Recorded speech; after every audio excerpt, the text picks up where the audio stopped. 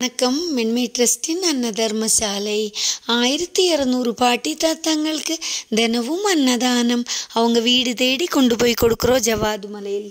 இன்னைக்கு முருகனின் கருவியாய் கணேஷ் ஐயா அவர்கள் மாத அமாவாசை, இன்னைக்கு மாத கிருத்திகை கூட. அதுக்காக இன்னைக்குள்ள அன்னதானத்துக்கு ஏற்பாடு பண்ணியிருக்காங்க. ரொம்ப நன்றி ஐயா, இன்னைக்குள்ள அன்னதானத்துக்கு ஏற்பாடு பண்ணதுக்கு. இந்த மக்கள் எல்லாரும் உங்களுக்கு நன்றியை சொன்னாங்க. நீங்களும் உங்கள் ஃபேமிலியும் எல்லாரும் நல்லா இருக்கணும்னு வாழ்த்துனாங்க. அதே மாதிரி சிவலோக திருமடத்திலிருந்து இந்த மென்மை ட்ரஸ்ட்டுக்கு நிறைய உதவிகள் பண்ணிகிட்டே தான் இருக்கிறாங்க. அந்த உதவிகளுக்கு எப்பொழுதுமே இந்த ஜவாது மலை மக்கள் நன்றியோடு இருப்பாங்க. ரொம்ப சந்தோஷமாக ஆனந்தமாக இருக்கிறதுக்கு காரணமும் நீங்கள் தான் சாமி.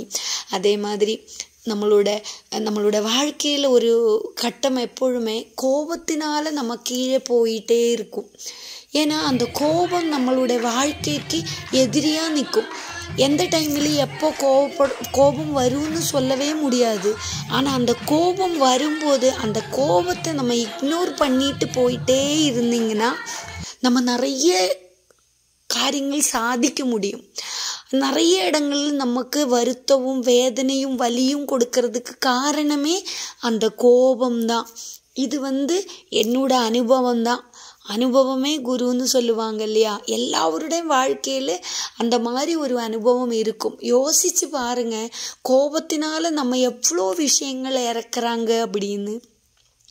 நம்ம அந்த கோபத்தை அந்த டைமில், அந்த கோபத்தோட உச்சியில் இருக்கணும் அந்த டைமில் கொஞ்ச நேரம் அந்த கோபத்தை இக்னோர் பண்ணியிருந்தீங்கன்னா நம்ம நிறைய விஷயங்களை சாதிக்க முடியும்.